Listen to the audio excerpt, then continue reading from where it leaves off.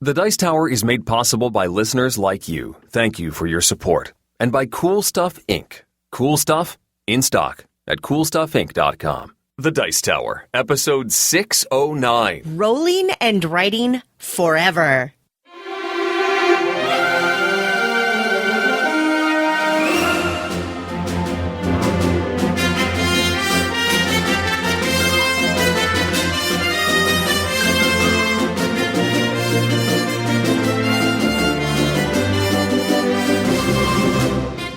Welcome to The Dice Tower, a podcast about board games and card games, and especially the people who play them.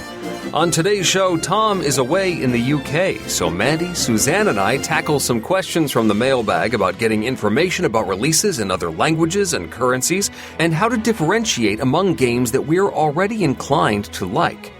Plus, Geoff is blue, and that's high praise indeed. We anticipate Tabletop Day, and we finish things off with our top 10 roll and write games.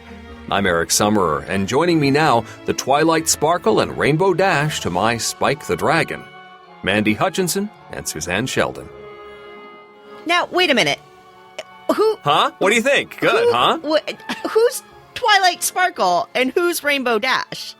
I feel like this is very obvious, or is it? I think it's pretty obvious. Wait a minute. I don't feel like it's obvious. Obviously, I'm Spike the Dragon. One of you speaks a lot faster than the other. It's probably me. I speak very quickly. Actually, I think the hair made me go for Twilight Sparkle for Mandi. So that only leaves Rainbow Dash for Suzanne. Oh! I think I'm going to create my own personal list of introduction characters for future use for this. Sure. Next time you can come up with the intro. Thank you, Eric. So this is interesting because when we left the Dice Tower last week, at the very end of the show, the two of you, Mandi and Suzanne, hello. Yes, hello. You mentioned that Tom and I would be doing a top 10 roll and write games, and Suzanne, you said something along the lines of, this might be the first ever rebuttal segment on the Dice Tower. And now, a week later, somehow Tom has disappeared. He's at the UK Gaming Expo. But I think you put him away somewhere so that you could do this top 10 list. Do you deny it? I can neither confirm nor deny. It is apparent that Tom is not currently present to record this episode. And that I'll let those facts stand for themselves. Actually, Tom is traveling. He's been at the UK Gaming Expo all this week, and our normal recording time and all of our alternate recording times just were out the window. So we all got together on our group Slack channel and said, what are we doing? Let's do a group episode, and yes, let's do the top 10 list. So all three of us are here. Tom is gone. We're going to have a good time. Definitely. I'm excited to provide the musical interludes for some of the show. The lounge singer Exactly. role on the show. Exactly. Yeah, I didn't know we had that. Yeah, it's a service that I do provide on occasion. So we are heading into convention season. The UK Gaming Expo has been going on this week. We're hearing all this hype about Origins. We've got Dice Tower Con on the horizon. There's Gen Con as well, all that news coming out. But also, there's a bunch of small local events. We're recording this on Friday night. Right before Tabletop Day. Are either of you doing anything for Tabletop Day this year? I am. I'm going to be doing something, obviously, local. Last year I went to LA, did something with Geek and Sundry, but this year I'm staying in the Ottawa-Gatineau area, so I'll be crossing over the bridge in Quebec, and I'll be going to Interludo. So there's a convention that happens, the big one, Ludo Utsue, and it's a gaming convention on the Quebec side. And this is kind of like a almost there, not quite at the convention, so it's a smaller kind of event. I think it's about 50 people, and we're just gaming all day, and it's, I hope a lot of people come. It's for the English, Francais, so everyone's welcome. Neat. I had kind of forgotten that it was coming up. It seems like it's kind of downshifted a little bit as other things have gotten more popular. I'm not sure. It kind of flew under my radar, I have to admit. So I don't have any kind of local game store events or anything that I'm planning. I'm sure they're happening. I didn't even look them up, so I feel kind of bad. How about you, Eric? Yeah. So I wasn't planning anything big, but our friend Brant Sanderson from the Portal Gaming podcast. Oh, I love Brant.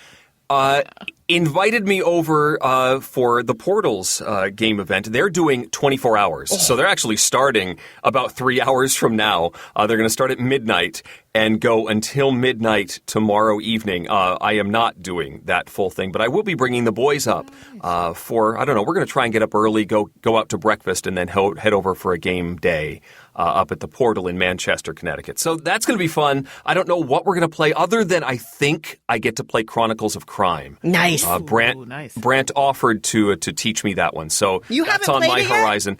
No, I actually have a copy. I just did a cool stuff order, and I got that in finally, along with some other stuff that I've been dying to play, but I still haven't actually gotten it to the table yet. Well, I hope you enjoy it. Me too!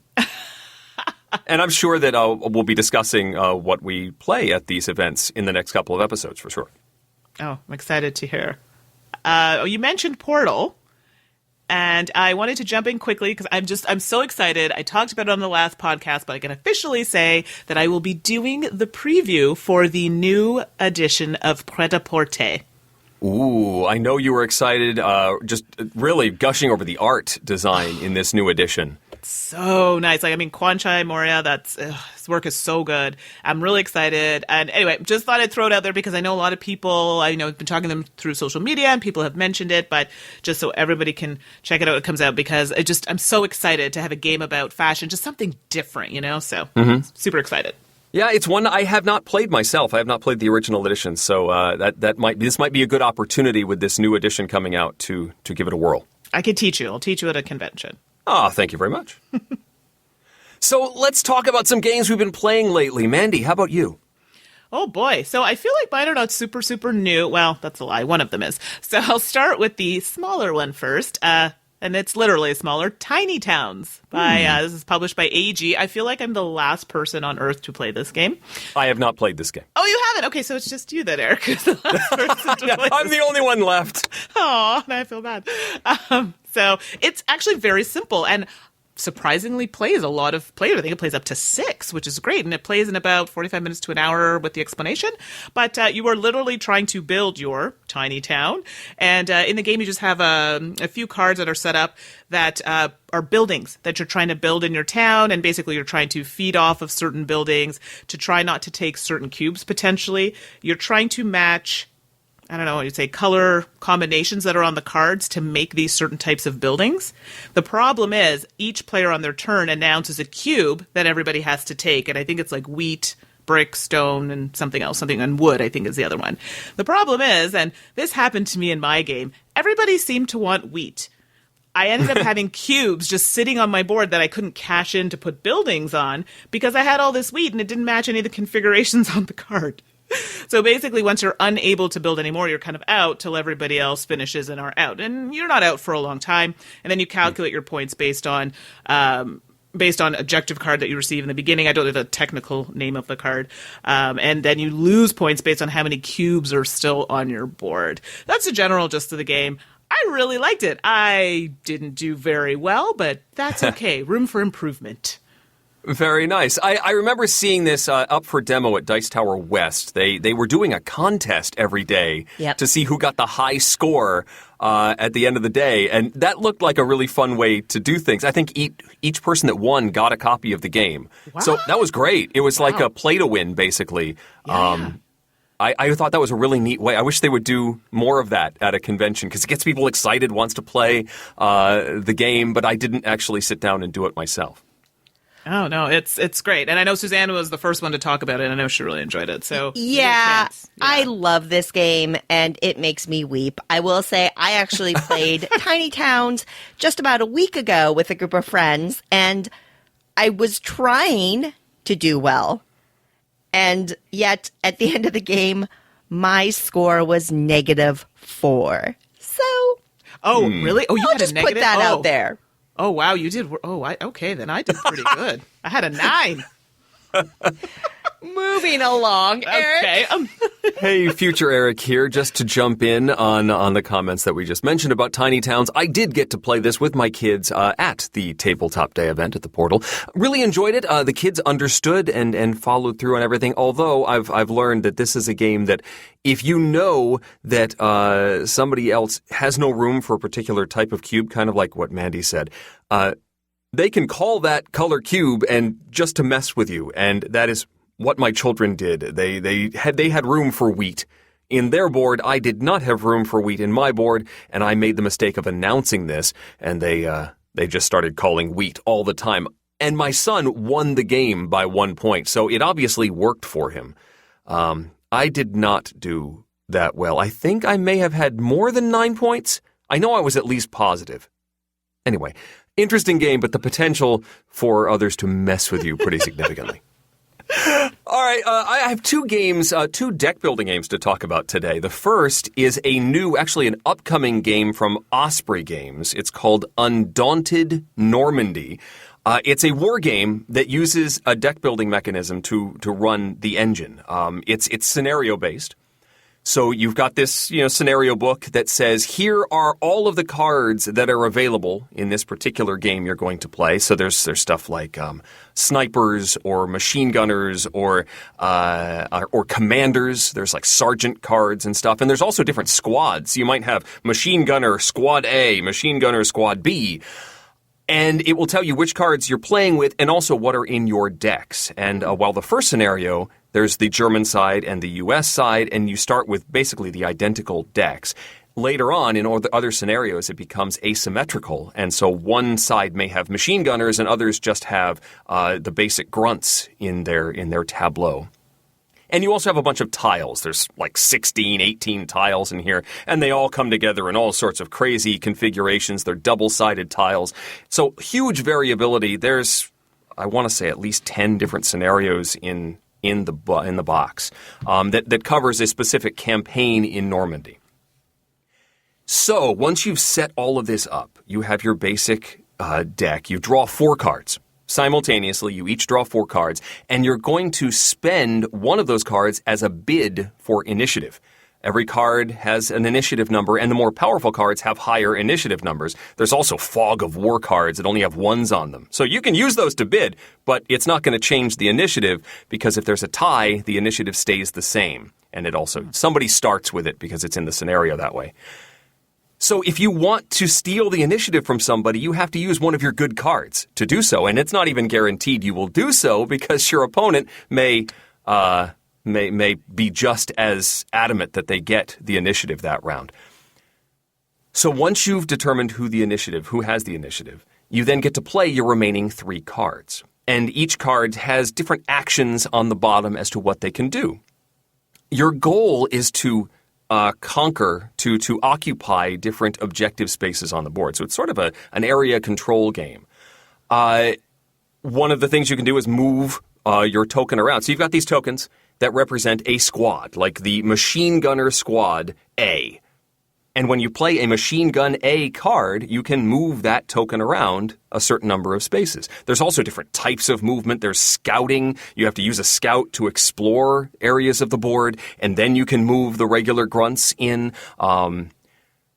There's attacking. You can attack the other player, and if you hit them, it's just a single D10. You just have to roll above their defense value, and you manage to get a hit. If you get a hit, they have to remove one of the cards from that unit group from their deck. So you start with a card in their hand. If they don't have it in their hand, you look in your discard pile. If you don't have one in your discard pile, you look in your deck. And if you don't have one in your deck, then you remove the token from the board. That unit is no longer on the board. Oh. So as you add cards to your deck, because that's another one of your actions, your sergeants can bolster your squad. As you add more cards to your deck, that allows that squad to do more and makes them stronger so that they can survive more hits from the enemy. But as you remove these cards, they're out of the game, so you only are drafting so many. There's only like 4 or 5 of each type of card available to you. And eventually, through attrition, somebody's going to win the game. I found this to be very interesting with these mechanisms. What do you put into your deck? What do you focus on? Do you go for a turtling strategy, spending a lot of actions to make your deck bigger, or do you use those sergeants to inspire your characters? Because you can inspire and replay a card. If I play the A sergeant, and instead of drafting more cards into my deck, I say, I want to inspire this card I just played. Maybe I get to move my machine gunners twice. Those are some neat choices.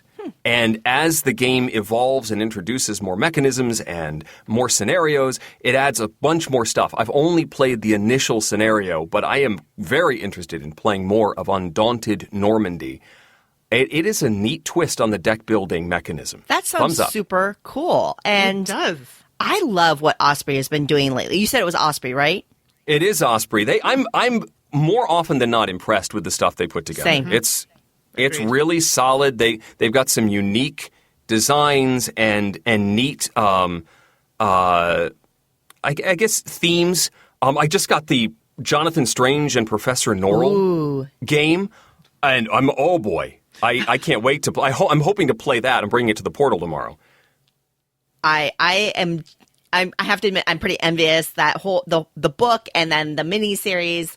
I'm a fan, so I really hope if anybody can make a great game out of that IP, I trust Osprey to do it. So I hope that it's as good as I hope it is. I'm hopeful. Well, I want to talk about a game that I've played. I will be really upfront. I've played it only once so far, but it is the first of what will be mini plays, I have no doubt. But I'm so excited, I have to talk about it now. This is Hadara. It's published by Hans im Glück, but it's going to come out with wider distribution through Z-Man Games eventually. This is, I guess it's an engine building game, a tableau engine building game. It's thematically a Civ building game, but somebody in my game group is very anti-Civ games, and even she approved this one. So it's not really a Civ builder, it's really more of an engine building game. Okay. Basically, you've got a deck of cards in 5 different, I'm going to call them suits. And you shuffle them up, you kind of seed the game so it scales for player count. It plays up to 5, which is nice. And you shuffle up these individual decks by their group. And then you go around the table and you draw 2 cards off of the deck that you're assigned to for that round. And there's this little wheel in the center that helps indicate who is playing off of what deck right now. And you're going to draw 2 cards. You're going to pick a card to put face up. You discard this card face up to the board on this discard pile. And then the remaining card you have to either sell for money or you get to purchase it with money that you already have and add it to your tableau. You keep on drafting these cards until they're all gone. Then you get income based on how your tableau has been built up. There are these colony tiles that you can buy that will give you some resources or money. And then you have the option to do this statue building. All this stuff is happening on your very nice little player boards. Then, so that's basically phase 1 of the round. Phase 2 has you in turn order going around, and you get to draw one of the face-up cards from the discard piles. So when you were discarding those cards earlier, you're actually setting yourself up for phase 2. Because then you go around and you can pick any of the existing face-up cards that are on top of these little decks, and you get to purchase it with the money you already have, or you can sell it for more money. Then you get to do income, you do the colony thing, or you can build statues again. You do that 3 times. There are 3, I guess what they call epics or epochs, and they have a phase 1 where you're drawing 2, discarding and purchasing, selling, and then they have that thing where you go around and pick up the discard. There are some medals that you can buy at the end of each round that get a little more expensive, so it's better to buy them early. But the neat thing about these medals is that they set the end game scoring uniquely for you. Because what you can do is that these cards let you control these resource tracks that you have. So maybe you're building up military or your income or food because you have to have a certain amount of food to have a certain number of cards. And the medals allow you to say, hey, I'm going to score points at the end of the game for my food track, or I'm going to score points for my military track, or I'm going to score points for my progress in each of the different card types. And that is so clever that you get to kind of customize your endgame scoring based on the strategy that you have going, which is really, really cool. We were all playing this game and we were looking at, wait, this is fun. This is good. This is interesting. It played very smoothly, very quickly, because when you're drawing those two cards, you're all doing it simultaneously. Everybody is engaged in that round, so it doesn't feel like there's a lot of downtime. There are interesting decisions that you're making as you're deciding what to discard and what to purchase, and watching your income track and figuring out which tracks you have to work up towards and which resources you must have and which ones you're going to give up on. And then, oh, do I buy the metals now when they're really cheap? But what if I can't build up my tracks to maximize my scoring? Those kinds of things are all very, very compelling as you go. I've heard that the gold medal that lets you score for having sets of different cards may be a little too powerful. I am in no position to say that at this point.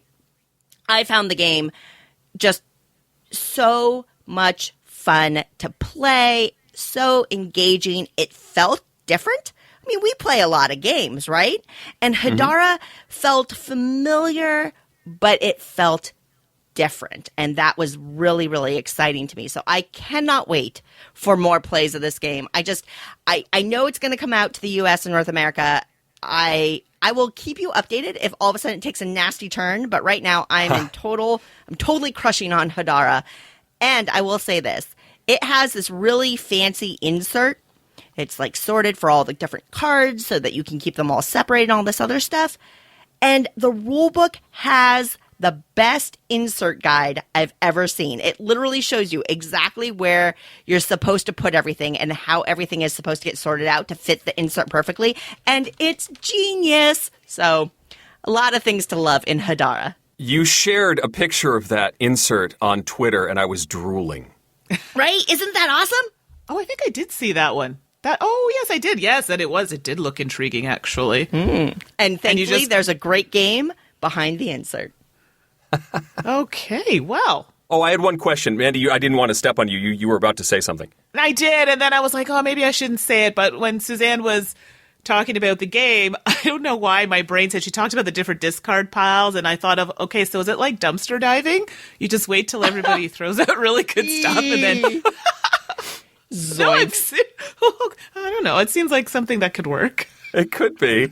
Suze, I had a question about those medal cards. So you said the gold medal that gives you points for having lots of different types of cards. Is there only one of those in the game? No. In fact, you get to determine it for your board. Every player has 2 silver medals that they may purchase for themselves and 2 gold medals that they may purchase for themselves. You have complete control and nobody can take those away from you. It's entirely your decision. Oh, wow. So if I see that you're building toward a particular scoring opportunity, there's nothing I can really do. I can't take that scoring card away from you before you get a chance to buy it. Correct. You can start looking at resources and draft cards away, and you can certainly combat by building up your own strategy that will, if you have multiple people playing gold medals, because nobody's stopped from doing that per se, you can do it that way. But yeah, there's no... take that in that way in the game. Okay, neat. Do we get to talk about another game? Sure, why not? It's free for all. Let's do it. Okay, sure. I won't keep it too long because this one is a bit on the longer side, so we'll just focus on the facts. Okay. So the next game that I'm going to talk about is Wendake, and this was published by Renegade Games. It's not new, but I have played it once. I had to play it again because I felt like, okay, I wanted to get more vibe of the game. I liked it initially, but I felt like there were some things I wasn't quite catching. So have either of you played this one? Yes. I have. You have? Okay, perfect. So a lot of people hadn't talked about it, and I'm like, oh, they're missing out. I think it's pretty good. So in Wendake, I'll give you a bit of background into it. There's, a historical aspects to the game. So it is based on actuality. And I love the fact that they do denote the tribe Ottawa. Whoop, that's where I'm from, Ottawa. So they are in the game. So of course I feel like I have to play them. And basically you're putting yourself in the position of the chief of one of the tribes in the game. And you're basically getting to see how, everything is kind of run. So their daily work, and that's through economic, military, ritual, and they have different mask tracks. And these are something that's important in the game to get you points. And the core of this game is the way that you choose your actions. And this is the part, it took me a minute to kind of figure it out. I finally got to it, but you have this board, and I think it's 9 tiles. You can all correct me if I'm wrong. On this board, and you have 3 kind of pillars, and you're going to place those pillars on tiles on your board that you're going to take actions with, but they have to be somewhat adjacent to each other. You can't just put them randomly on the board. The kicker is that those tiles don't stay there for the whole game. And what ends up happening is some get flipped if they've been used, and then the bottom ones get removed. And then you get to pick a new one that might have to come into the game and take another one out. So there's a lot of maneuvering in the tiles, but that's basically where you're taking most of your actions. And then you have a board where this is where you're going to be doing some fighting, which I try not to engage in as much. And, but I mean, it is historically accurate. But yes, there's some fighting, for taking over the territory a little bit, some boats on the board, and then where you can get some resources like pumpkins and grain and things like that. So these are the basic kind of parts of the game. So the game takes place over 7 rounds. And like I said before, each round players take, I thought it was 3, but now that I think about it, it's 4 actions. My apologies. And that's the cylinders you either place on your board to take an action or potentially try and get first player. And you do these actions one at a time in turn order. So what you want to do in the round is you can do basically the following things. You can either decide you want to be early in the turn order, which is a nice move to have because sometimes it's important to be first in this game. Then you want to move your tracks. So they have these tracks on the board. They're called mask. I think it's mask tracks. I might be wrong on that. And it's weird how this game ends. You need to move these tracks up because basically what's going to happen is you could be really high on one track and really low on another. They're looking at the lower score. So you want to try and keep these tracks even. Otherwise, you're like, what's the point of pushing one up and having the other one below? Mm-hmm. So in the game, you're going to find a lot of things happening. So they have an action where you have these cards you're trying to get, and this is kind of, you're trying to create sets. If you're able to create sets of the different types of masks, that's going to give you points on the mask track. They also have one if you're doing combat, so basically trying to take over more of the board. That's going to push you up on the military or kind of the fighting kind of track that's happening.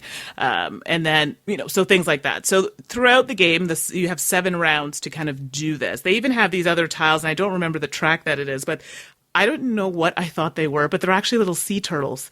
And I think this had to do with potentially gathering resources and whatnot. But these are actually additional points or actions that you can get in the game. They also have tiles that are going to make your board better, so give you better actions, sometimes multiple actions, which include movement, which could spread you out on the board and, nicely attack other people on the board so you can get more, cover more area. I hate attacking, so it's just like, oh, goodness gracious. Nicely attack them. Please move. Please move. Let me win. Exactly. I need this area so I can, kick you out and I can get things for it. So you get the general idea of the game. And I think it's end of the 7th round. You reveal all the turtle tiles, the ones I was telling you about. You may have accumulated because that may push you up on tracks. And then, like I said, you only score the lower markers on the pairs of tracks. And that ends the game. I liked this game, but I did find that sometimes some of the iconography was a bit confusing. I think there was a specific action. I think I had to ask like 3 or 4 times. I'm like, why am I not understanding this? So it just didn't intuitively fall into place for me, but I enjoyed the game itself. I also liked the fact that they took the time to make sure that the history was accurately represented. I know that's not a big thing for some people, but it is for me because, especially knowing the history, in Canada, knowing about First Nations is a big deal here. Mm-hmm. And, we pride ourselves on knowing, some of it. We don't know everything, but we try to understand the basics. And they did a good job here, I think, in representing that. So overall, it was good for me. I'm looking forward to playing again and maybe getting a better grasp on the iconography. That was a struggle for me, but I didn't find that overly intuitive. But the game itself was good. I enjoyed it. I love the action selection mechanism here, that engine of what tiles do you put onto your board, which actions do you select, and you mentioned that when you do select one of them, I thought it was only 3 actions. You had to make like a tic-tac-toe I pattern. thought it was only 3. I'm trying to remember. Sorry, my problem is if I don't play a game like 2 days from the time I talk about it, I sometimes forget little things. I'm trying to think of the board. There is a specific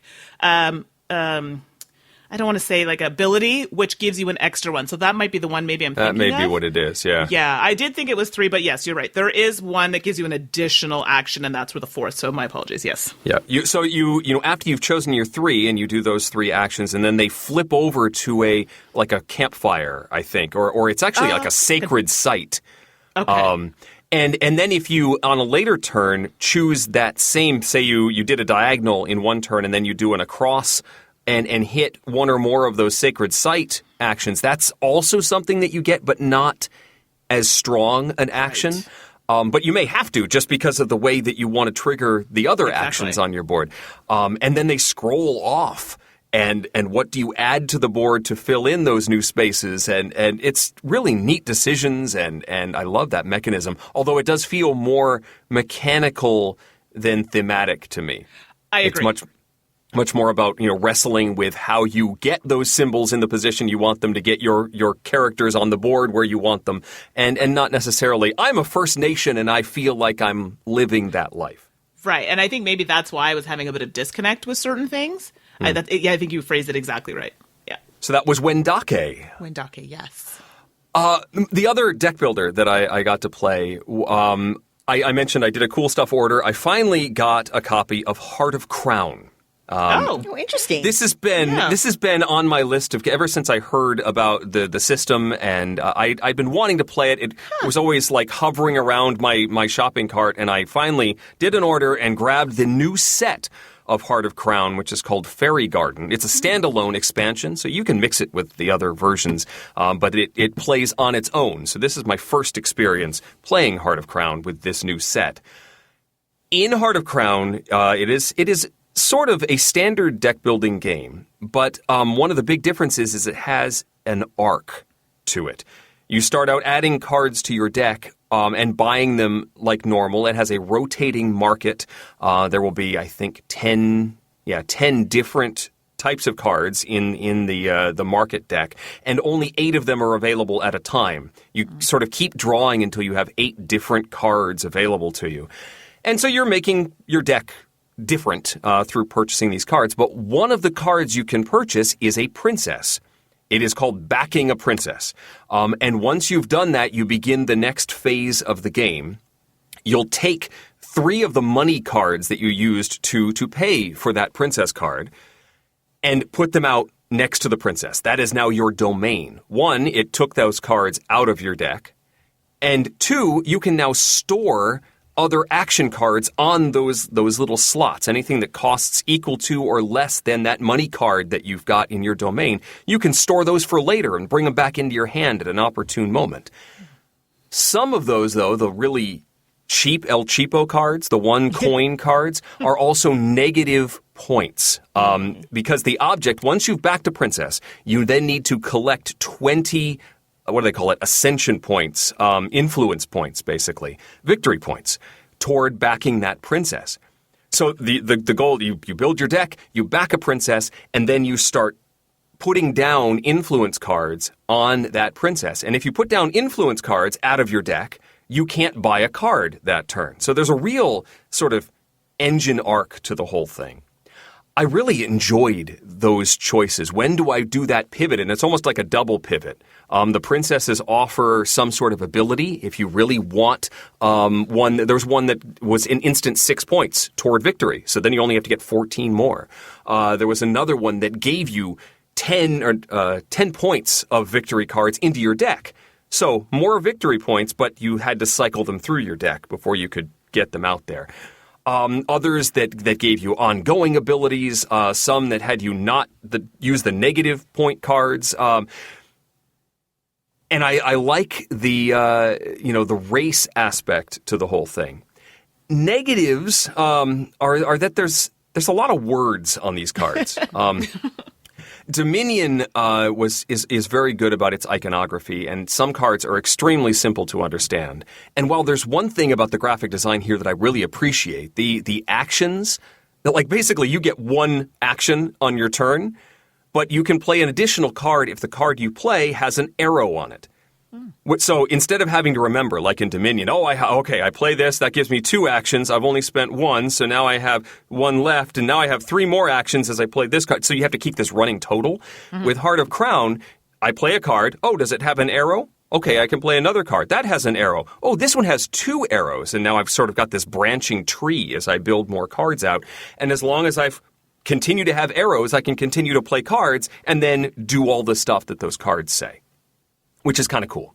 Yeah. It makes it a little easier to understand. But for many of the cards, there's a lot of text and a lot of, you'd have to sort of read it and process what those cards do.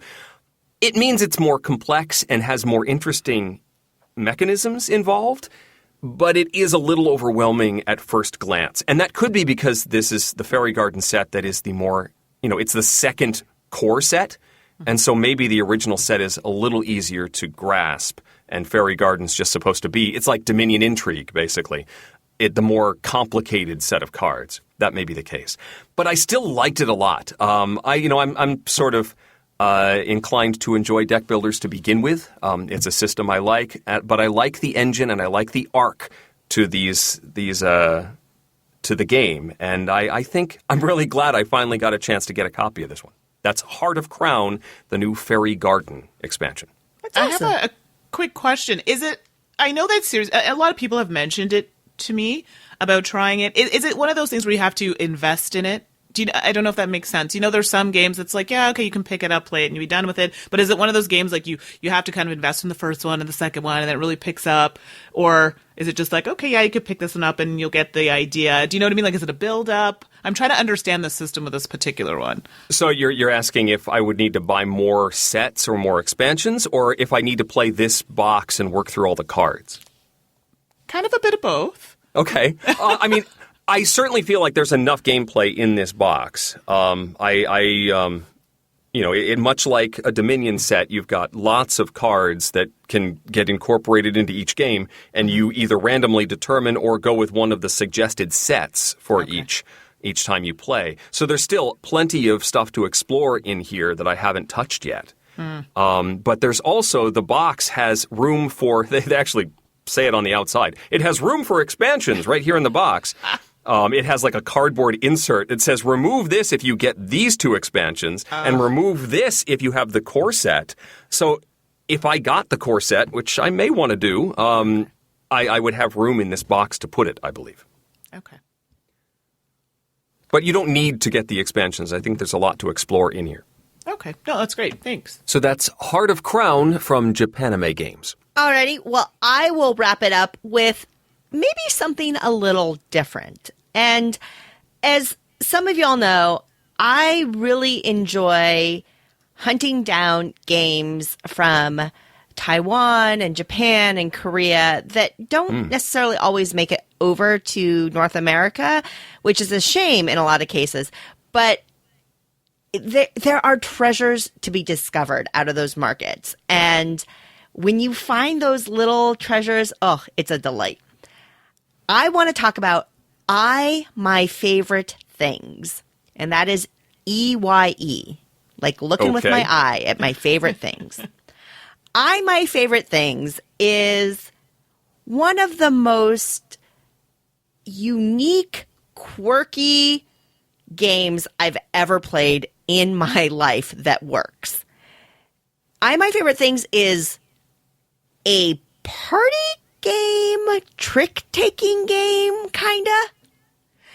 And what you have is you have a deck of dry erase cards, and you have card sleeves. Now, some of these cards have numbers written on them, 0 through 5. And then some of the cards are blank. You get dry erase pens, and you go to it.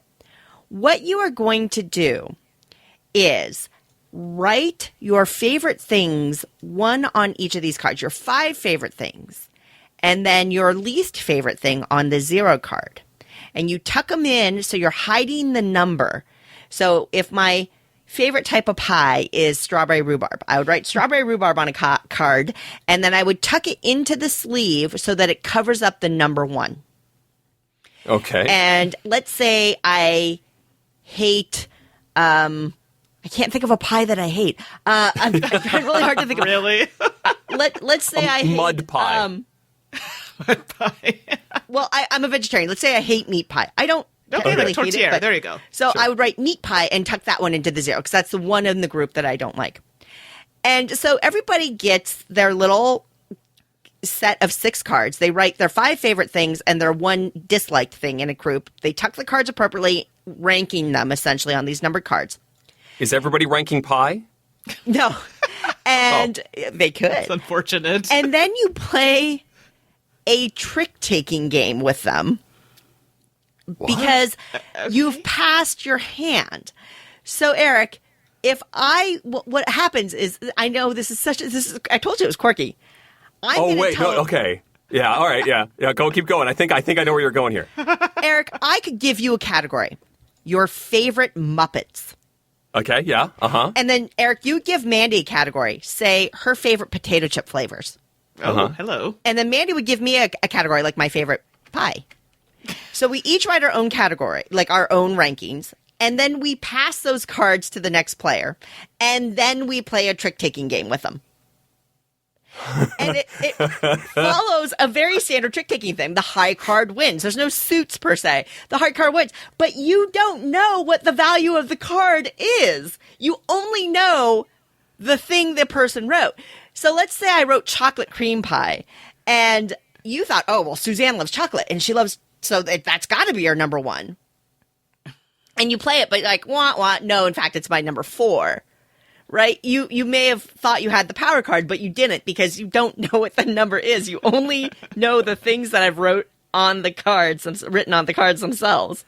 All right. So you're ranking the cards to what you think the ranking would be and then playing a trick-taking game based on your assumed ranking of the cards. And you play this tricky. And then it's the low card, like you're ranking them. So the 1 would win because that's your favorite thing. Unless the 0 is played, then the 0 wins because it's the thing you dislike. Because there's always one thing that you dislike thrown in there too. Okay. I know. It is so quirky. It's unique. It absolutely is a unique game. And it's amazing. And I know it's hard to describe. You give a category to your neighbor. They rank 5, 6 things. They give you those cards. And then based on what you know of the person or what you think you know about the person, you play a trick-taking game, assuming how they've ranked these things that you've got the cards in your hand. You're like, well, this must be their favorite and this. And then you play them out and you see what happens. I'm telling you, it sounds like it could never happen. And it works. And I thought, oh, well, it's only good if you know the person. But in some ways, then I played it with people I didn't know, and it still worked.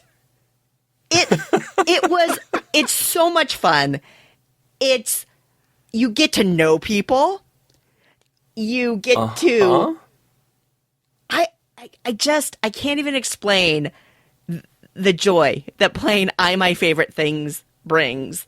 Wow. It's something that I think it may be too quirky to get carried over to the North American market, but boy, oh boy, if you ever have a chance to play this, certainly if you want to play it and I'm going to be at a convention, let me know. I'm happy to play it with you because it is amazing. Huh. Are there suggested topics included in the game, or are you just totally on your own to come up with those? You're pretty much on your own. Yeah. And that's also delightful. You could go with things like favorite color or favorite car or favorite places to vacation. I mean, it's limitless, Eric. Yeah. Sure. I feel like a song must be sung here because these are a few of my favorite things. I was waiting for that. I know. I had to do it. I'm so sorry. Way to pick up that cue, Mandy. If you can incorporate the Muppets into that would be great. I see now, Bunsen Eric. and Beaker and Kermit and Piggy. Okay, anyway. I love it. I think you just gave away your answers. I know, pretty much. So, quickly, don't think about it too much. Mandy, Yes. favorite color to play when you're picking a game piece? Purple and black. Okay, Suzanne? Orange. Orange. I would go with purple as well, but Geoff is here to tell us that picking blue may be more important than you think. Oh. 3,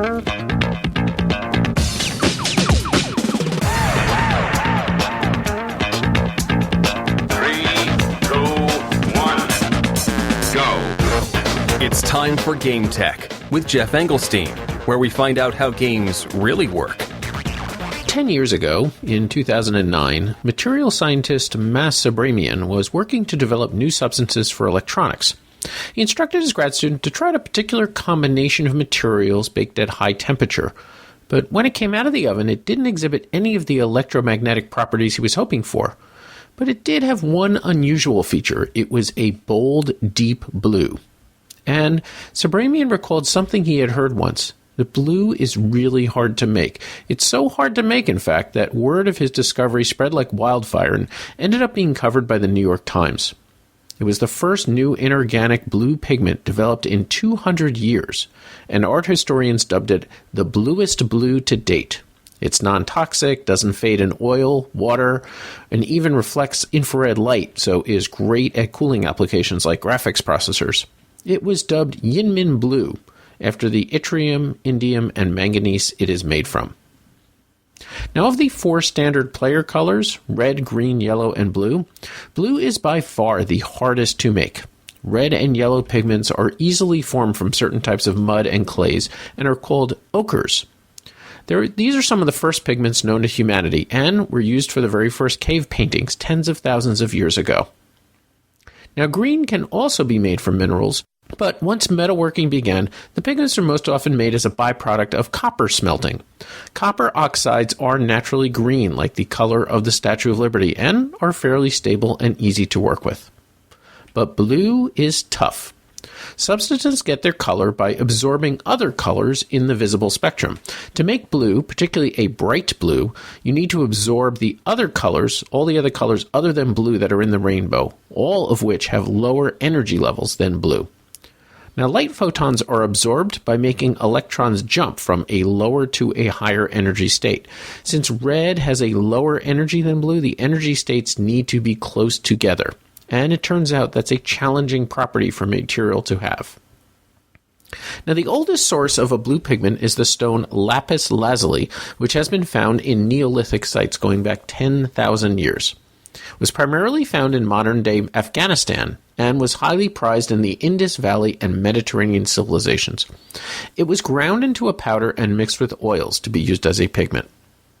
Now, in the Middle Ages, this pigment was a valuable trading good, and in Europe it was called ultramarine, meaning beyond the sea, since it was always imported from Asia. Because it was so valuable, painters reserved it for critical parts of their artwork. For example, European artists in the 1400s and 1500s often saved their ultramarine pigments to use on the Virgin Mary's robes. Now, indigo was another common source of blue, but it was much darker than lapis-based pigments, and it's not great for painting because it tends to fade. Originating from a plant found in India, indigo was one of the first substances that could be used to dye cotton. Cotton is fairly difficult to dye, so indigo has been used frequently for this task throughout history. It was very popular in ancient Egypt and was used to dye denim jeans all the way up until synthetic indigos and other dyes were invented in the 19th century. Now, speaking of synthetic pigments, blue was so highly prized and so difficult to obtain in ancient times that the Egyptians actually developed a synthetic blue pigment over 5,000 years ago. As far as we know, this was the first time humans developed an artificial coloring. The Romans called it ceruleum, which ultimately made it to English as cerulean. The Egyptian blue was made by combining quartz, copper, and calcium, although we're not sure exactly how the process worked. But if you've seen pictures of, for example, the small blue hippo statues from that time period, then you have an idea of what the color looks like. Perhaps the most important blue synthetic, though, is Prussian blue. Developed in the early 1700s, Prussian blue was the first synthetic to be stable and easy to make. It very quickly replaced the expensive ultramarine and started a blue explosion in porcelain, clothing, printing, and art. Van Gogh's Starry Night would have been impossible to paint without Prussian blue. Same story for the famous Japanese painting, The Great Wave. So, the next time you're playing a game and choose to take blue, remember the long road that took us to this point. Blue should be prized above all other colors. Just do not try to take it when my daughter is playing. She will slap your hand away so quickly. I speak from experience. This is Geoff Engelstein with Game Tech. Well, Mandy, I can't speak about the game piece, but I think you would probably feel the same way I do. I know through my crafty side where I knit and I sew and I spin yarn and things like that, blue can be really, really tough to work with in that sphere as well. Getting dyes correctly saturated, getting the right tone, and having them not bleed is a big deal in another world for that specific color as well. Oh, I can totally attest to that. In makeup, blue eyeshadows, they're one of the harder ones to get to be very opaque. On the eye or on the skin, they tend to come up very blotchy or splotchy. Getting the pigment right is really difficult. And even in sewing, because I sew, and it's funny, I just made a dress the other day that had blue flowers on it. And blue is one of those colors that likes to bleed or run. And I think you and I had discussed denim is something else. I wear a lot of dark vintage denim. And usually if you see me at a con wearing blue denim, come in, ask to look at my hands, because chances are they're probably as dark as my jeans. They tend to bleed. So... yeah, blue is a problem color in every aspect. I wonder if Geoff realized that his segment about making game pieces blue would have such a close association with eyeshadow colors. I know. Oh, hello, my hair's blue. I just realized that. So does this make you want to pick blue more often to be the prestige color? Oh, no. Next time you take blue meeples, you go, you know what? This is more expensive than all the others. They had to ship this all the way from India, you know. Right. Oh, no. I personally will not do that, but I would love to see you do it, Eric. Yes. I might do it just for the heck of it now. I think that's good. Let's get to some questions. Tom. Tom. Tom. Hi, Tom. How many meeples tall are you? How many game pieces have you broken with that gavel you use? If you could eat at a restaurant based on any game, what would it be? And now, the Dice Tower will authoritatively, definitely, possibly, maybe, answer your questions. Tom, which way to the game library? So John has a question about, he calls it reviewer bias, and how to counter it. And let me explain what he's talking about here. So, say you like to rate games on a 1 to 10 scale. But the games, he was listening to a podcast, some other podcast, that you did this 1 to 10 scale, but one of the reviewers was constantly giving 9s and 10s to everything. So that all you really had was this 2-point scale. You didn't have a whole lot of range to make anything usable as a review. And so John was suggesting a different rubric. I love that word, rubric. Very teacherly. A 1 to 5 scale, where 3 was like whatever the standard of a company would be, or what the standard of, say, a mechanic, or standard of a publisher. And then if you go to a 4 or even a 5, that's better or significantly better than what you would expect. Or 2 or 1 is not so great and way below what you expect from that. So the idea being that, say you're an expert on, I don't know, just picking a designer out of the blue, Stefan Feld. Oh, okay. Uh-huh. If you were, just inclined to really enjoy those games, that you would offer like a range of, here's basic Feld. I don't know how maybe you could do like a seed game, and then rank a new game above or below. Something. I know I like to try and do this, and Tom often forces me to do this when I'm done talking about a game that is similar to something else. And he will often say, all right now, which is better, this or this? And then I'm forced to go, well, I know. And I agree, though, that that's helpful to actually, it's one thing to say, I enjoyed this, I didn't enjoy this, but did I enjoy this more than some baseline? is kind of a neat way to try and combat any possible bias you might have for a particular mechanism or a designer. What do you two think? I mean, don't get me wrong. Everybody, you're going to have bias to some degree in everything. It's just to how much that can affect a review. And I'm glad you brought up Stefan Feld because, hey, everybody knows I love me some Stefan Feld games. So, doesn't mean I love them all. Once I've played them, I have to look at it and say, okay, sure, I like this, I didn't like this. And I think we try and do this as well, where if you liked this, or this type of game, you may like what this game does. Mm-hmm. Do you know what I mean? So it's kind of leading that direction. So you're not just saying, I like it, that's the end of it. You're saying, well, if you like this, and this, great, then this is something you might want to look into. And then if someone's like, I didn't really care for those games, similar to that might not be for me. I don't think there's anything wrong with saying, if it's a designer that I really like, and I tend to like these games, but I have to kind of draw the line, like it just wasn't mechanically maybe a very good game. I have to be upfront and say that. But I understand the point. I mean, as a teacher, I get it, right? You need a standard and then work from that standard. And it makes sense, and I get it. But, I mean, have you ever seen someone openly bias in a review? I don't know. I don't know if I've ever actually seen openly one. I mean, out there. Maybe I'm in the minority on that. Like every single, let's say every Reiner Knizia game that I review is at least a 9. Right. I don't know if that happens. Okay. Well, and even if it does, is that a problem? I think personally, I don't think there is any such thing as objectivity, pure objectivity. Mm-hmm. True. Everything is subjective. Everything is based on your previous experiences, the breadth and depth of your exposure to any given topic.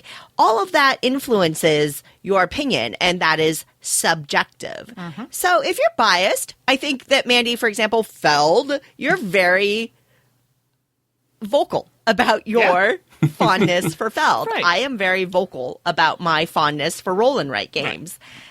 Right. Does that make us biased toward them? Sure. But to your point, that doesn't mean we love everyone. Because I like roll and write games, I'm certainly never going to say, for example, I do not care for Warful That's a roll and write game that I don't care for. I'm never going to say, I loved Warful because roll and writes are the best ever. It just doesn't work that way. But without a doubt, I understand that reviews can come across as subjective because I believe they are. And I think the rubric is interesting for sure. I know personally in the case of like a roll and write, I would struggle with that to some degree because I find them so different. So if you asked me to compare this one to that one, I'm going to say things like, well, this one is completely different in theme or in the pattern that you think and things like that. So I like the idea.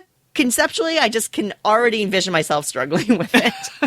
Yeah. And if you are inclined to like a certain type of game, say, well, I just talked about 2 deck building games. I really like deck building games, and I'm inclined to enjoy those. Right. And the elements of a deck building game that makes it a deck building game are the things that I like. Right. So, the engine building and the hand management and all that stuff. That's all stuff I enjoy, and so I'm going to be inclined to like all of those things as objective standards. I guess the helpful thing is that as you have all of this experience in these, let's say specialties, that you can also say, well, this one is standing out for this reason, or this one falls short for this reason. I think we just need to talk more. That's all. Mm-hmm. But sure, but I also think too, like in my case of Feld, I might be doing Felds a disservice if you really think about it, because when I go in playing a Feld, I will openly tell you I'm excited. I'm like, it's another Feld. See what's coming to the table. So I'm already starting off with a already positive kind of feeling versus some other games I have no feelings about it because I know nothing about it. So it's even more of an impact if it's not good. Do you know what I mean? It's more devastating if it's not good. So that's why I'm thinking in that sense, maybe that's not good because I go in and I'm really excited and happy. So it's bad. It's like a crash and burn. It's like, well, you had the start of something being really good and it didn't go so well. It's almost worse. So. Yeah, but for me, I like that storyline because I'm here for the entertainment value of the review as well. It's not just information. It's about how you've responded to it. And so I like hearing about you being excited about something, and then that just was either that was lifted up and held up by the gameplay, or this fell so short. That is far more interesting than this is a game by Feld. Okay. Feld designed this game. So, geez, Eric, you're all about the drama all the time. I love drama. Acting. Acting. Tommy asks, and this might be something you know, Eric. Tommy's saying that they listen to the podcast a lot. They're from the UK, and they would be interested in knowing what percentage of the podcast listeners are outside the US and Canada. Do you know the distribution of your listeners across the podcast? The reason they're asking is because they love hearing about the games we review, but the issue is they're not great at converting the US dollars to euros or other currencies, and would like us to talk about prices relevant to those markets as well, which could get to be a lot. But Eric, do you have any insights into the podcast distribution? I don't have the numbers in front of me, but what I do know that the majority of our listeners are in the U.S. Right. But I am always surprised when we get to travel to Essen and get to see how many European and other international listeners we have. Because, when we travel to the U.S. conventions, we get a few traveling from far afield. But most of the folks that come see us at a convention in the U.S. are in the U.S. or Canada. Right. And it's much more rare to see an international listener. But when we go to Essen, we get to see how many people from outside the U.S. listen to our show. And it does sort of remind us that, everybody's got a different perspective, a different distribution sphere and schedule for a release schedule for these. The second part of Tommy's question, asking about release dates, loving to know if we could, be more specific about when things are being released in different markets. That it's sadly impossible for us we can't even to know when a game is out in the U.S. Like I just talked about Undaunted, which isn't out until August. Mm-hmm. And by the time August comes around, I will likely have forgotten when I talked about it. And I think it's the same issue with the other currencies outside of the U.S. and Canadian dollars. It's, again, just too many factors to consider. Right. Sale prices, it's tough. I mean, we'll often talk about euros when that's what we paid for a game, but it's really hard to give that price breakdown because you move on to pounds or euros, and then you got to add something else, and we'll add Australian dollars, and we have to sort of keep it concise in some way. Okay, well, Holly has a interesting question for us. Is there any type of website or resource to look at about board games made in other countries? Oh, this goes in quite well. She goes on to say that her husband, they're going to Southeast Asia in the month of October, and they want to get some local games and, try to find them. But the only thing they've been able to find is the preview pages on BGG for Tokyo Game Market. Is there a resource that we use that we can recommend, to find games that can't be easily imported into America? And they also note that they only speak English, so that might make it a bit more difficult. I want to know the answer to this, too. Yes, Suzanne? Oh, Holly, and Eric and Mandy, take a seat. Let's settle in here. It's story time. First of all, I only speak English, so we are in the same boat. And it does take a little bit of extra work, but thankfully there are extra resources out there. The great thing is Eric Martin at Board Game Geek is a fan of these games as well. So he goes to that extra effort of creating some of these preview pages on BGG. That's a great place to start, and I use that as well. But I will say there are so many games out in these markets, and especially in Japan, they have this notion of a doujin publisher, which are very small. Like they could have a quote unquote print run of 100 games because they're literally printing and assembling them by hand. So when you have such small manufacturing, there's just so many games out there. But there are a couple of reviewers or bloggers out there that kind of focus on these. There's a site called Cardboard East that does a great job. There's a blogger called What's Eric Playing that does a nice job of covering this. There's a great shop in Germany called Nice Game Shop. They focus a lot on bringing games from Asia over to Europe. So I find I look on that site a lot for, even if I'm not purchasing from them, I use that as a reference. And if you're going to Japan, you've looked at the preview for Tokyo Game Market on BGG, but you can actually go to Game Market site itself, gamemarket.jp, and scroll through things there. You can use a browser translation service to translate it so you can kind of muddle your way through it. And then you can always cross-reference if something looks interesting to you. You can always cross-reference it to see if it's in Board Game Geek itself for you to get more information. There's a lot of, and I also find interesting, there's a lot of publishers and designers out of the Asian markets that are active on social media, especially on Instagram and Twitter. And I find that once you find a couple, you can look at who they're interacting with and you can kind of go down the chain and discover more and more of them and follow or just look through their feeds to discover more of the games that they're making out there. And that's kind of some of the process I go through to discover all the delightful games, like my favorite things out there in the internet land. Yeah, the topic I always see in forum posts and stuff is I'm traveling to Tokyo. What games should I get that I can't get anywhere else? Exactly. And are these sites that you just mentioned where you would recommend looking to find the answers to those questions?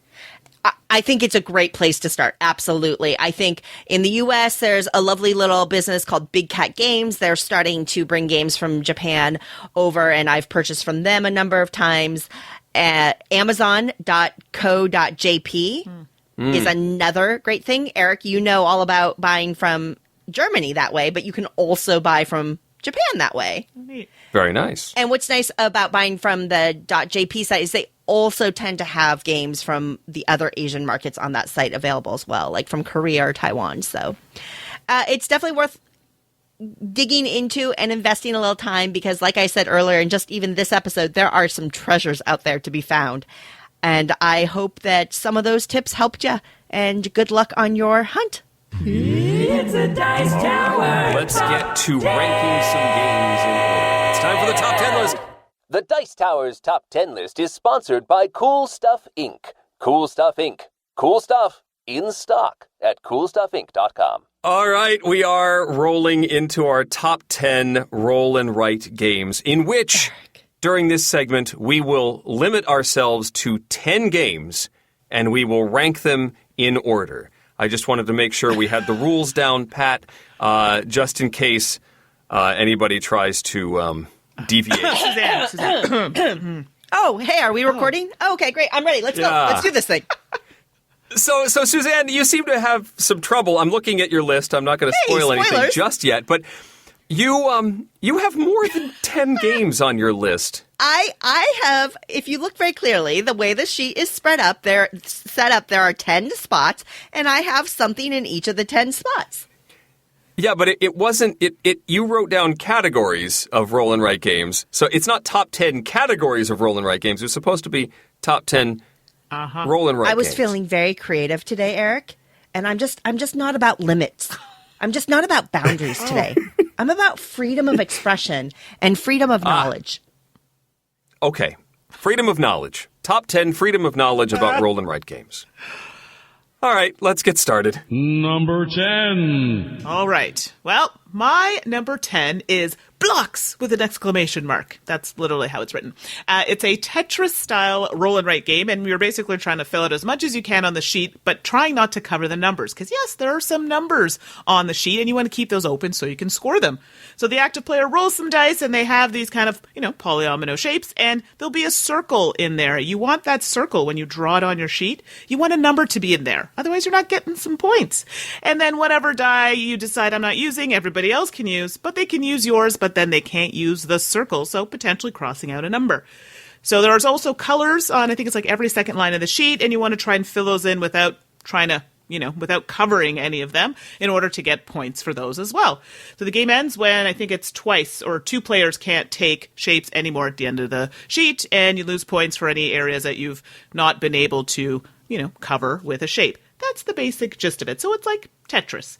I like this one. It reminds me of Paper Tetris, except you can't kind of like move them in like the actual game. So that's blocks. My number 10 is almost an honorable mention because it's not currently available. This was a self-published game called Chroma Cubes that unfortunately was a failed Kickstarter. The project collapsed because I think the publisher went out of business. Correct. And it is looking for a new, I think I've heard promising things about a new version coming soon. Chroma Cubes is a roll and write that uses a coloring book. Ooh. Your player sheet is a coloring page, and it's sort of an area control thing. You roll your dice, and each die has multiple colors on each face, and then you will decide how to allocate those dice. So I may roll a bunch of blue, like 3 blues. That's 3 points of blue that I can color in. If I have an area that is a 3-level blue, I can color that in, but I can't use the other colors that are on those blue faces that I just used. And so you're trying to allocate the dice and complete sections of the coloring page before others do in order to earn majority points. Neat game, very different from just about anything else on the list. My number 10, Chroma Cubes. Sounds snazzy. I was going to chastise you, Eric, for chastising me for cheating the system because of Chroma Cubes, but I adore Chroma Cubes so much, I gotta let it slide and actually applaud you for bringing this up because it's unique, it's different, and it's wonderful. So kudos to you for cheating the system. I approve. Am I the only one following the rules here? What's happening? I am following rules. I named one game in the number 10 slot. But Suzanne is just allowing me to break the rules so that she can break the rules more. That's all I'm saying. What's your number 10, Suzanne? I decided, because we've talked about roll and writes on the show before, and I have a lot of people that ask me questions about roll and writes because they assume I have some experience with them. And I decided I was going to come up with 10 categories of roll and writes and give you some recommendations based on that category. Yeah, whatever. Fine, go ahead. For number 10, for a simple and approachable roll and write, I recommend 21 or Crisscross. They're straightforward, but interesting enough to play for even experienced gamers. And I believe they're on other people's lists. Number 9. Oh, well, look at my number 9. It's Crisscross. What do you know? I just showed up there. So Crisscross is actually one that I use in the classroom when I am trying to talk about communication. I use this because it's a very simple roll and write. You literally have a sheet, and it's a very small kind of grid, and you have dice that have shapes like X and O and lines, and you're basically trying to get those on the sheet. You want them to be relatively, you want them to be adjacent to each other, because when you place them, you have to place beside the ones you've already written down, but you want similar shapes together because you're going to be scoring the rows and columns, and you score based on a run of a certain type of shape. There's another mode you can play with a shaded diagonal line down the sheet, which can potentially give you more points or more negative points, or not scoring anything if you don't have like shapes together. And then you basically add up all the columns, and that's the end of it. It's pretty straightforward. I play this game because in the classroom, I make one person the manager and the other person the employee, and I go, here you go, here's an activity. Now work together to figure it out. Have someone teach it, have someone learn it. It's great for getting that across, and it's just a fun, quick, easy game. Crisscross. Huh. I found this one was a little too simple for me. I enjoyed it, but I didn't find anything that really grabbed me with Crisscross. But I am fascinated by your educational opportunity in using this game. It works really well. My number 9 is Casino Yahtzee. And just as many of the games that show up on our list aren't necessarily roll and writes because they don't use dice, they might use a deck of cards, some other randomizer to do the randomization. This one is a roll, but it's not a write because you're actually putting chips on your board, but it could very well be a right. In Casino Yahtzee, you're rolling colored dice, and you get the 3 rolls just like regular Yahtzee, and you will allocate those onto a sort of a grid. And the rows and columns of that grid will earn you points. So the more spaces there are in that row or column, the more points that row or column will be worth. But once you score that, the other players cannot. It's a system that shows up in lots of other roll and writes, but I really love the aesthetics of Casino Yahtzee with this big plastic tray and these chips that you put out. And then when you're done, you slide a little cover off of those things and you collect all of your chips all in one go. It's one that my family introduced me to, and I really enjoy. Casino Yahtzee, my number 9. Sounds so fun. Do they still play the commercials? Yeah, Yahtzee. Do they still play those? No one has ever heard that song before. Oh, must be a Canadian thing. I don't know. That's only Canadian Yahtzee. Like patio lanterns. Oh, come on. Come on. Good song. Patio lanterns. Oh. Now, Eric, I will call you out on this one. Sure, the randomizing element can change, whether it's a card or a die, but not writing, it's not a roll and write. Oh. Just saying. Sounds like a cute game, but... I am blazing a trail and allowing other methods of marking things off on a grid to be roll and writes. Mm-hmm. We're going to talk. My number 9 is deceptively simple. So these are a couple of roll and write games that are very straightforward in the rules, but they're going to give your brain a little bit of a workout. And those are Quinto and Quingo.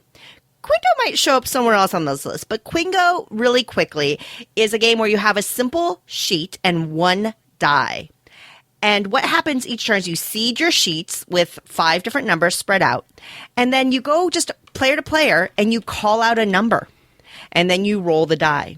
And that number gets to be written on your sheet in the column that matches the die roll. But of course, the trick is that cards have to go from low to high in each column. And there's a lot of player interaction in this one because you're looking at everybody's sheets and you're trying to gauge which number optimizes for you but doesn't help everybody else. It ultimately is just calling out a number and rolling a die. But it's got something to it there. And it's worth checking out. Number 8. So, I have a little song for you to introduce my next one, and bonus points if you know who sings it. Oh, boy. I don't think it's going to happen anymore. 21, 21. I love it, that song. It's so good. So the next game, my number 8, is 21. And I know I spoke about this in our last Roll and Write episode, but it's just so good. Thank you, Suzanne, for introducing me to this one. It's fabulous. You're welcome, my dear.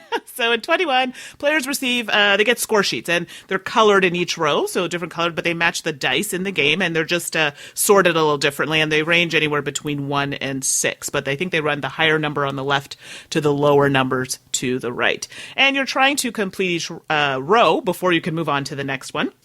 And what's going to happen is you roll some dice, and you want to take the corresponding colored die and write that number in the spot that's on that row, but it can't be higher than what's there.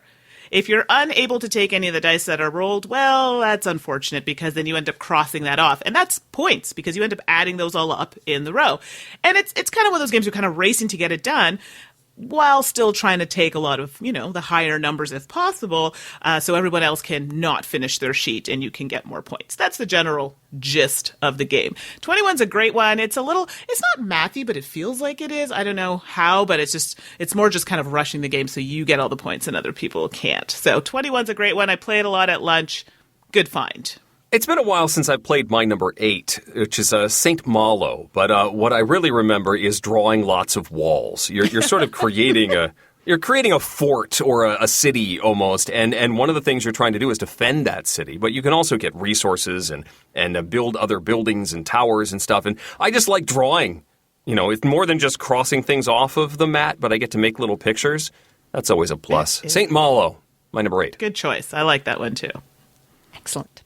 My number 8 is if you are looking for something to play solo, you can check out the Castles of Burgundy, the dice game, or Imperial Settlers, the roll and write game. Oh, I want that so bad. It's so good. In fact, I just talked about Imperial Settlers, the roll and write last episode, so I won't rehash it here, but I have played it 6 more times solo since we recorded that last episode. So it's sticking around solo-wise. It's awesome. Number 7. All right. My number 7 is Quinto. So if my friend Carol's listening, oh my goodness, I think we played this for hours. She's like, it's so good. Let's play again. Let's play again.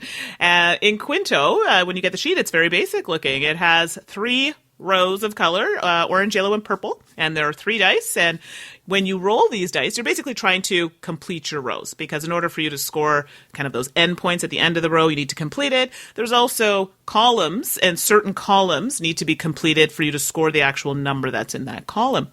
So when you're rolling the dice, the orange, yellow, and purple, you can either take one die on its own, and then you basically are filling in a number in that matching colored row. So if you take the purple die, you're putting in the purple, but you could also combine the dice to make the numbers bigger. You have to be careful, though, not to repeat numbers in columns, or you won't be scoring for that. Basically, once it gets to the point you can't take any more of the numbers, the game will end, or you'll get those kind of, like many roll and writes, negative points. I play this game so much, and it's so simple with such few pieces, but it's so good, and it's addictive. So if you can get your hands on this, I think it's with Pandasaurus now, if I'm not mistaken. Quinto, so good.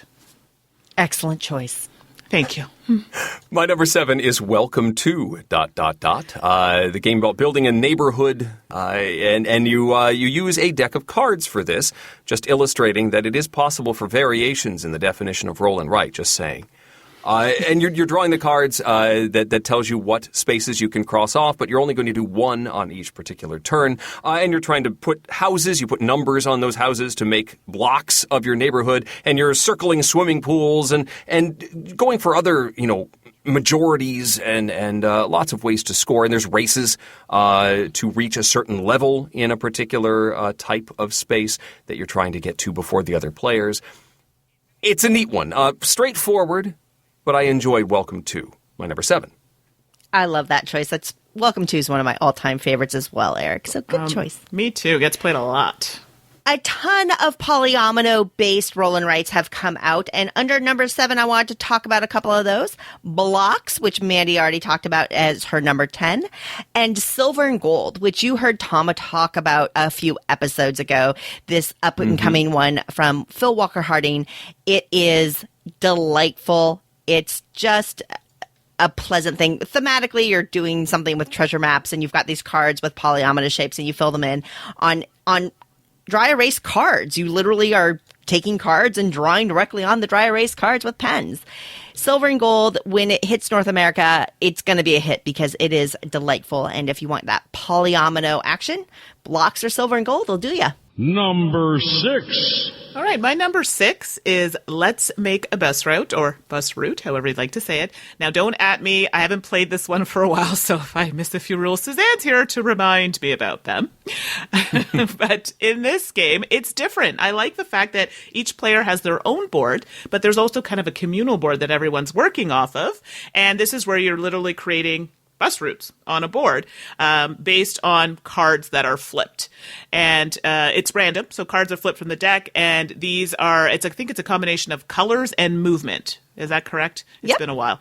Okay, so basically blue on one board might go straight, while someone else goes 2 blocks, and then, a third player might have to do a turn. So depending on what comes up, your board might cause you to do something different on the board.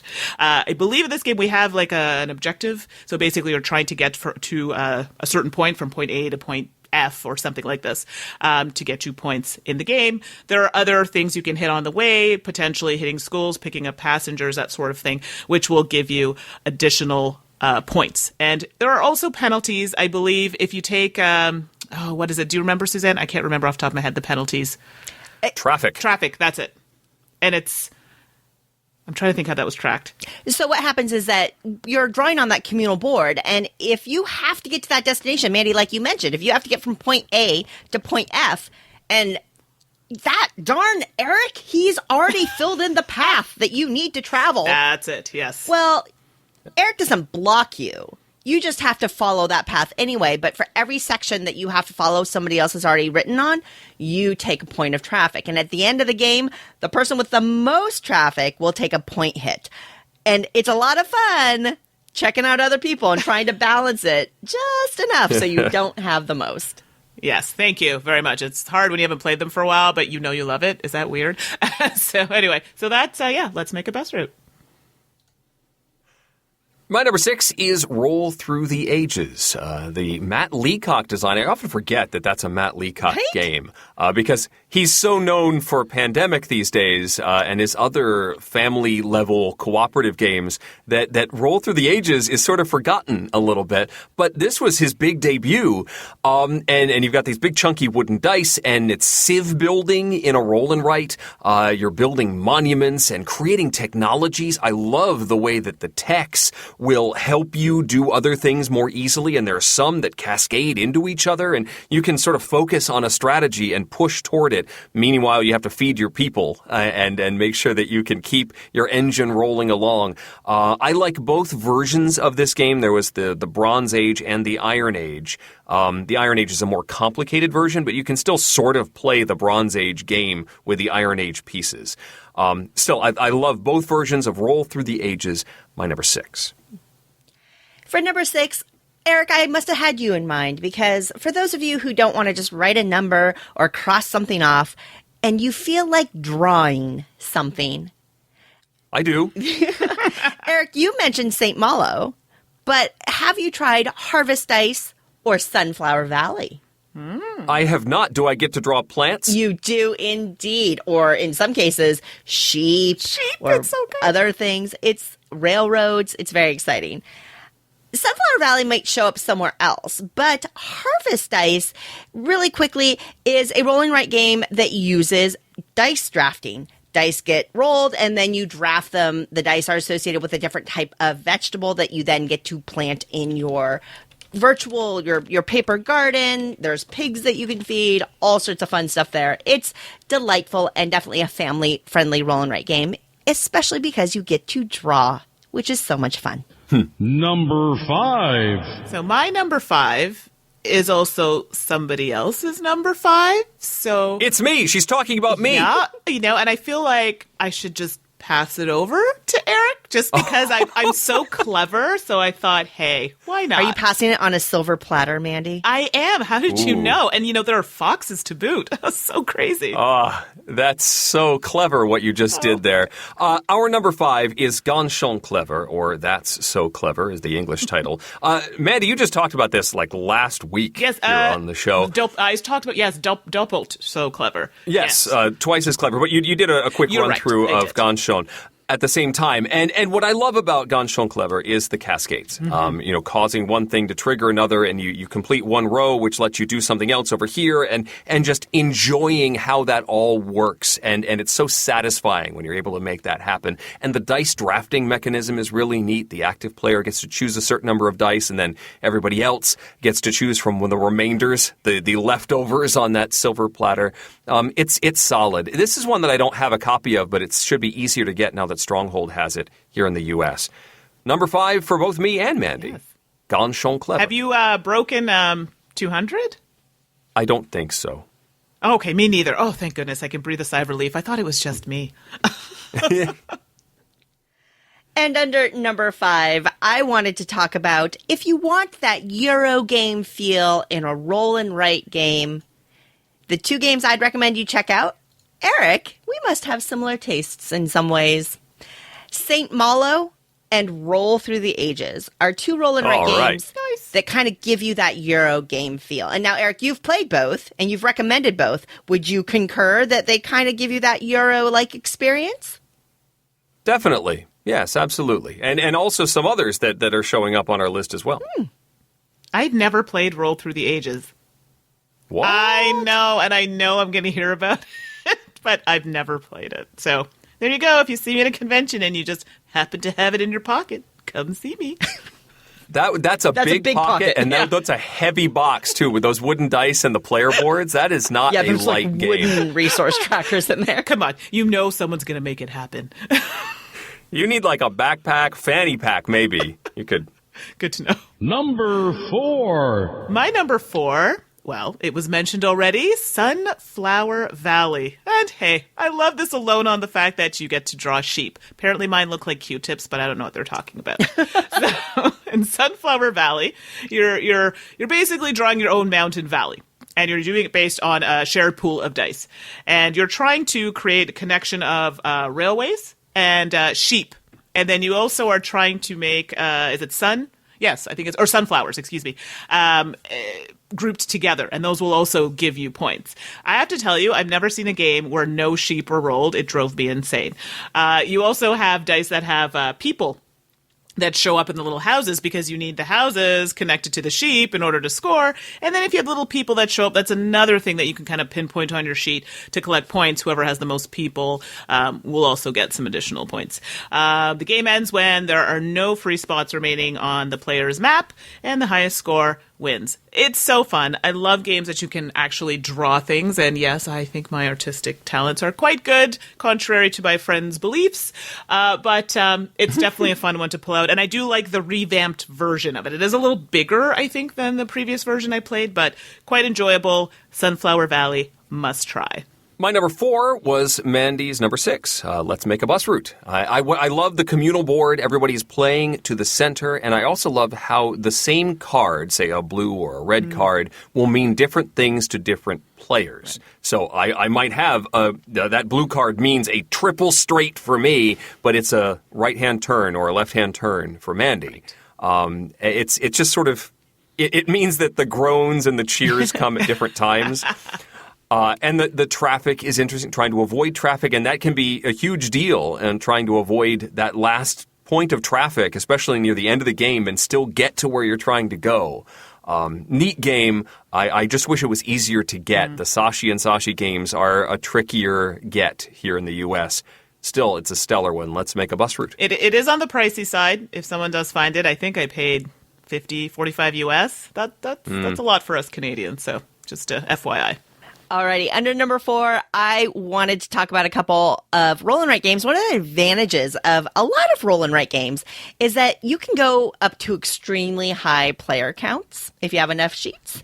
And 2 that stand out for that are something already mentioned, Welcome To. So beyond all the things, wonderful things Eric said about Welcome To, it also can play as many people as you want. In fact, at Dice Tower West, I hosted a game and we had a couple of dozen people playing at the same time. It was delightful. The other one I wanted to mention is Metro X, which is probably going to show up pretty soon. When? Number 3. Oh, my number 3, like now, Metro X. So I won't go into too much detail because this is one that I talked about on the podcast. I think it was 2 episodes ago for us. But basically, you get the little sheet. There's 2 different types. You have, I think, is it Tokyo and Osaka, I think is the other one. Osaka. Osaka? Okay, perfect. And you have a bunch of different kind of, it's a subway system. So you have a whole bunch of lines, and you're basically you're flipping some cards, and you're trying to mark off, they say circles, I use X's, but you're trying to mark off circles in order to try to complete these rails. The problem is you're limited as to how many of these cards that you can actually use on a line because there's only so many spaces before it fills up and you're like, oh, I can't get it that way. Some of those cards are tricky. Some of them cause the deck to be reshuffled. Some of the numbers are really high. That happens to me a lot. That 6 is a killer. And you end up not being able to take the numbers, then you basically have to write down the number, but then you can't take any X's to finish your subway. So basically the game ends when you've filled in all the little station areas. That's where you're putting those numbers in order to kind of complete your subway line. So Metro X, I brought that to a game, lunch game, and I said, I got a little easy roll and write. My friends were like, oh my goodness, Mandy, we really liked it, but we wanted something where we didn't have to think so hard, just relax. So sorry about that, but they loved it. So Metro X is a good one. Again, it's another one that is really tough to find, and it will be on the pricey side when you find it, but it is worth it. I'm seeing a trend in my top 3 here. These are heavier roll and write games with a little more meat on their bones. And number 3 is the Castles of Burgundy dice game, which takes a lot of the mechanisms and the scoring opportunities and the styles of tiles in the board game version and turns it into a roll and write. You've got your little sheet with the map on it, and you're trying to fill in the spaces to get groupings of the tiles to score majority points and that sort of thing. It runs a little faster, but not quite as fast as you might think from other roll and writes. It's a meaty game. It takes a little while, but it is faster than the board game version and a little more portable as well. Easier to set up for sure. The Castles of Burgundy dice game, I really enjoy that one. Number 3. Definitely takes up less room than the card game. Oh my goodness. That is true.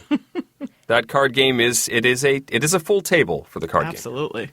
One of the things I thought was delightful in Castles of Burgundy, the dice game, is that it includes a nice variety of different map layouts. Yes, it's 4, correct, I think? I think it's more than that, actually, even. Is it? Yeah. So, maybe. Well, under number 3, I was thinking, hey, if you like to play pathing games, tiling games, things like that, roll and writes have you covered there too. Let's Make a Bus Route is absolutely an obvious choice here. It is a phenomenal example of the category for all the things that Mandy and Eric have both already discussed. But the other one I wanted to mention under here is a game called Avenue, or also known as Kokoro. This is a card-driven roll and write game where you flip up a card and it gives you path shape, and all players have to draw that path somewhere on their board. And ultimately you're trying to connect different little castles together, and you're trying to run your paths through different grape sections. That's how it plays. And Avenue Kokoro has a slightly different theme, but it's the same game. There's a little push your luck because you never know, because when the 4th gold colored card comes up, that round is over. You never quite know when that's going to hit. And each round, you technically have to score more points than the previous round. Otherwise, you get a big fat 0. And that may happen to me a lot. But Avenue Kokoro and Let's Make a Bus Route, if you like pathing games, those are ones you should check out. Number 2. So before I say my number 2, I just wanted to let people know, because they're probably wondering, this list is a little bit different. This list for me is more of a continuation of our previous list. So that's why you'll see less repeat from my previous one. So they haven't replaced anything. It's in addition to. So Wait, you two have already talked about roll and write games before? Sorry. Sorry. Surprise. Oh, all right. So my number 2 is Avenue, and this is the one that Suzanne has just spoken about. I really like it. You can definitely see my ADHD mind at work because I have paths going everywhere, and then I hope eventually they will connect, which 75% of the time they don't. But it's still a game that I can pull out and play with a large amount of people. It's really easy to explain, and we have fun, win or lose. So Avenue, it's a good one. Anytime I see the title Avenue, all I can think of is Avenue Q, which is totally different. So not the same thing. No. My number 2 shows up on Mandy's list, but the important thing in a pick up and deliver game like Steamrollers is to make that delivery before your opponent. So I'm going to talk about it now. Yeah. In Steamrollers. Nice. You also, this is another one that you have the central board and you're building. There isn't a central. Yes, there is. The central board shows where the cubes are, and then you've got your own personal board where you're building the routes and stuff. Right. And trying to build track between sections that will allow you to deliver the cubes to where they need to go and take them before your opponents do. It's a lot like a game like Age of Steam, but it uses the roll and write mechanism. And it is a deeper one. It has a lot more moving pieces and a lot more components than most roll and write games. But still, a lovely game. My number 2, Steamrollers. I like how you work. Number 2 for me, I was thinking about engine building a little bit and thinking about how much I enjoy roll and write games that let me make combos. And the 2 that pop to mind, if you like combo-tastic games, are Ganshan Clever, which was Mandy and Eric's number 5, and Fleet the Dice Game, which I think I'll take a fishing break and see what happens in the next round. And finally, number 1. Fleet Dice was an honorable mention. I'm sorry, it didn't make my list, but it would have been the number 11. My number 1, well, Eric just spoke about it. Steamrollers! So I don't really need to go into much detail, but I just wanted to say I do like that, pick up and deliver aspect. I like the fact that you can alter the difficulty in this game by playing with the sheets that have a bit more blocking, so it forces you to go around, take a bit more time to get there. So I really like that, and I really like the updates they made to the new version. Really easy to use. The board quality is nice. It's if you like kind of rail games, you get a touch of that, even though it is, a roll and write, which is on the lighter side, obviously, from a rail game. But Steamrollers, so good. I love it. And you definitely need to check it out. Which means Fleet the Dice game is on my number 1 slot. This, again, it's another deep one. It also has the cascading that Suzanne mentioned with the combos where one thing triggers another, and then because I have this type of ship leveled up, it triggers something else. And it is a solid... It's so much that it has 2 sheets. Not just 1 sheet, but every player has 2 sheets for Fleet the Dice game. It is a really solid, deep roll and write game, and my number 1, Fleet the Dice game. Did you get the fancy Kickstarter one? That's what I got. No, this is actually on my wish list. Oh, I don't have this game yet. Oh, I'm so sorry. It's fantastic. just to rub that in. Yeah, go ahead. I have a fancy one. Yes, thank you. It's good. All right, to wrap up this delightful list that I admittedly cheated on, I thought, Eric, just like you've mentioned a couple of times, roll and write games can often be seen as something more along the lines of a Yahtzee, where it's light and it's quick and it's simple and it's something you can play with a wide range of players, whether they're young or old or what have you. But as hopefully this list has already shown, roll and write games can be much more, and they can have depth to them. So under number 1, if you want a roll and write game that gives you something a little meatier, something to chew on, Steamrollers is absolutely one I would recommend. And Cartographers, which isn't quite out yet, but that's coming out. This is the role player game, that the roll and write game set in the same world as the role player dice game. And it is fabulous. The way that they set up the scoring, it uses polyominoes, and you get a map, and you're drawing different types of shapes with different types of resources on your map.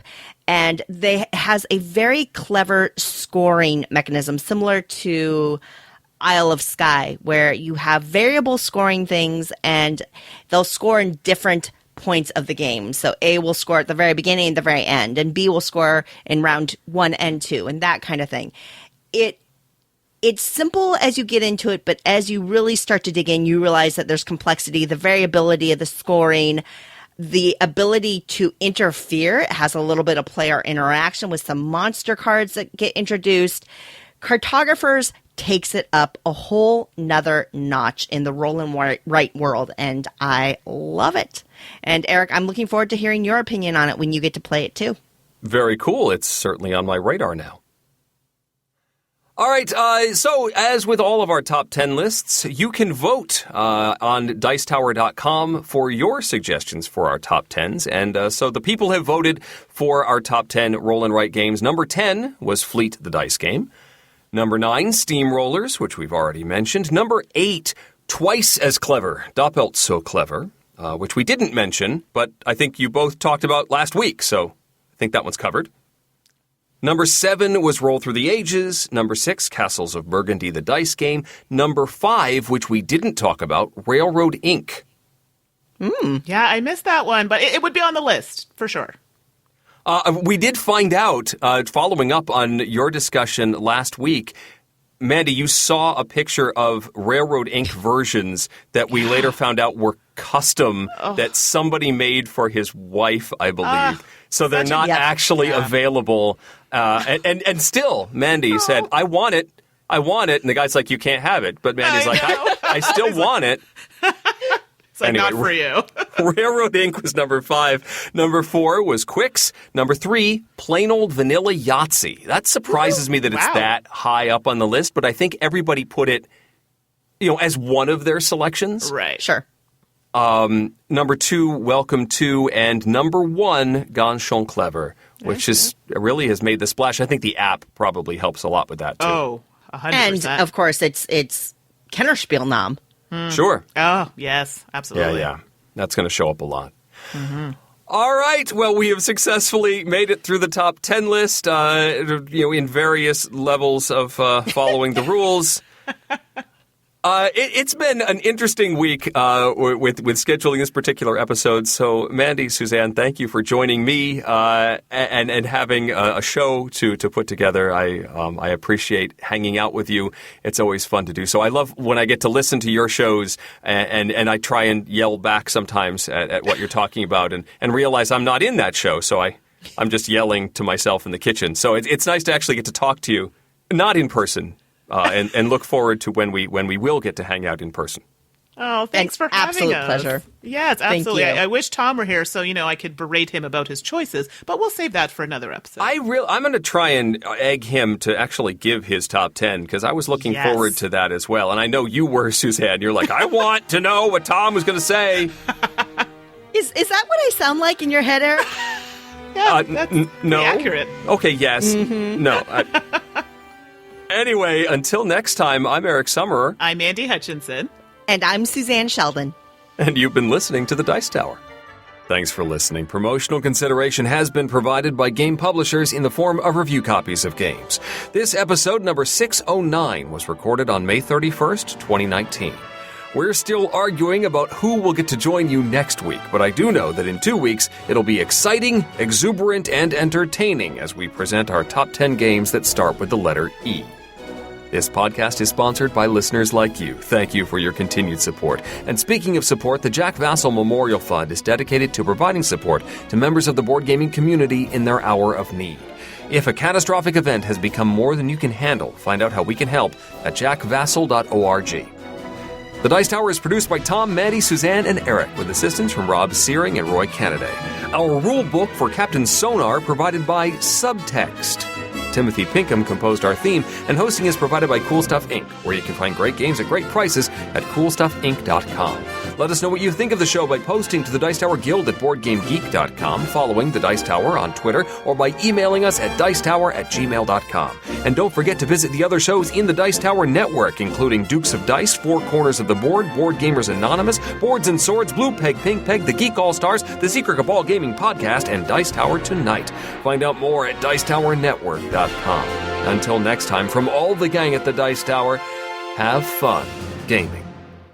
All right, so my next grouping, I think 11 through 15, was going to be Yahtzee, and then Yahtzee Free-for-All, and Showdown Yahtzee, and Jackpot Yahtzee, and then there's Yahtzee Doctor Who.